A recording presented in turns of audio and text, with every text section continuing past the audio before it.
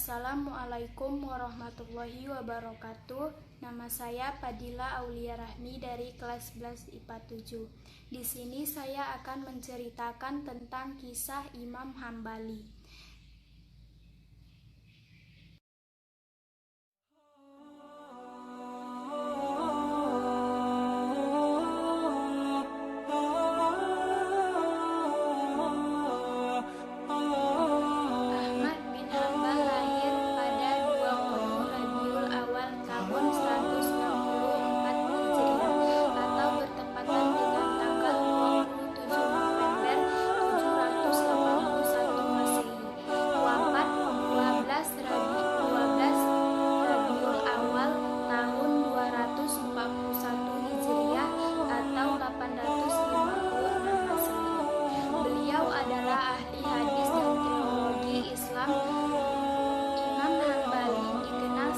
Seorang ahli hadis dan teologi, ilmu yang pertama kali dikuasainya adalah Al-Quran, hingga beliau hafal usia 15 tahun itu juga.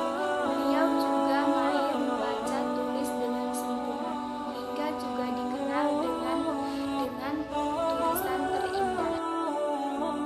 Tulisannya, lalu beliau mulai konsentrasi belajar ilmu hadis di awal 15 tahun itu pula.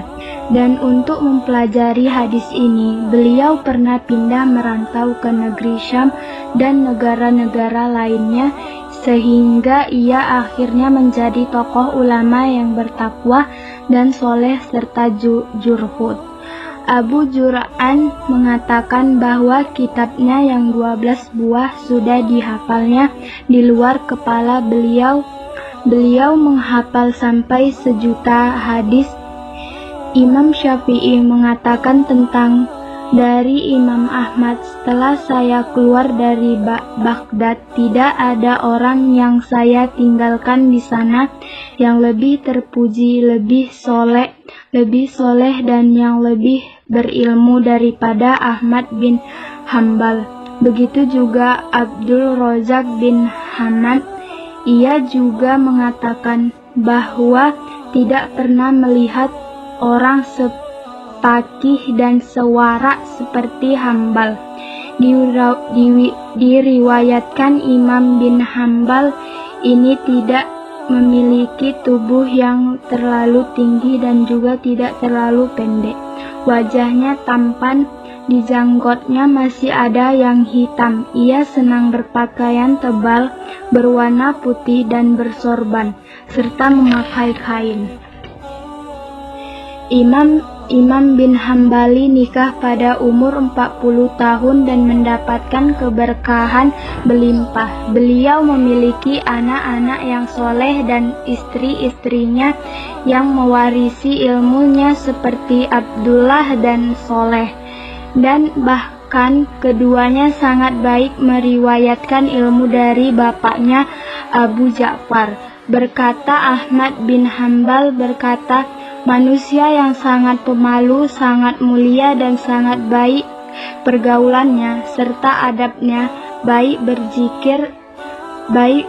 berzikir, tidak terdengar darinya kecuali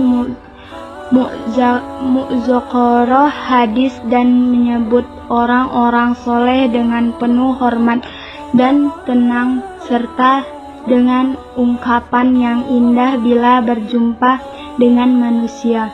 Maka ia sangat ceria dan menghadapkan wajahnya kepadanya. Ia sangat rendah hati terhadap gurunya serta menghormatinya. Dan di saat itulah keteguhan Imam Ahmad bin Hambal diuji di tengah hasutan dan dorongan dari pihak-pihak orang zalim. Beliau tetap yakin dan teguh kepada ajaran Nabi Muhammad SAW.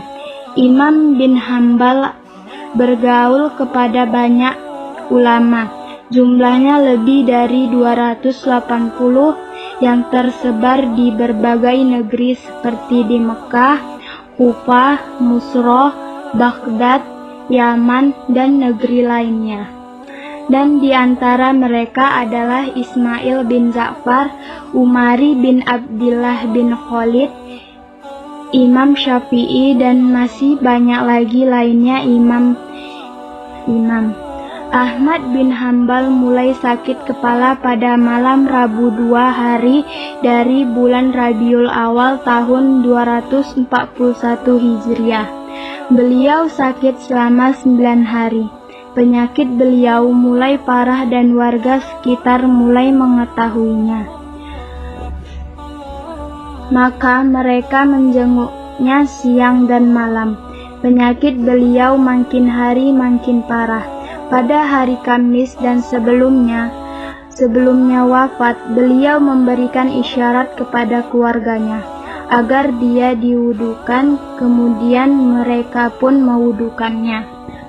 Ketika berwudu, Imam Ahmad bin Hambal sambil berzikir dan memberikan isyarat pada mereka agar menyela-nyela jarinya.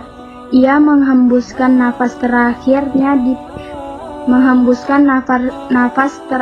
di pagi Jumat bertepatan dengan 12 Rabiul Awal 241 Hijriah pada umur 77 tahun. Di kota Baghdad beliau dimakamkan di pemakaman Al-Haraf. Jenazah beliau dihadiri 800.000 pelayat laki-laki dan 6.000 pelayat perempuan. Ahmad bin Hambal menulis kitab Al-Musnan Al-Khabir yang termasuk sebesar-besarnya kitab Musnan dan sebaiknya karangan beliau dan sebaik penelitian hadis beliau. Tidak memasukkan dalam kitabnya selain yang dibutuhkan sebagai hujah. Kitab Musnan ini berisi lebih dari 25.000 hadis.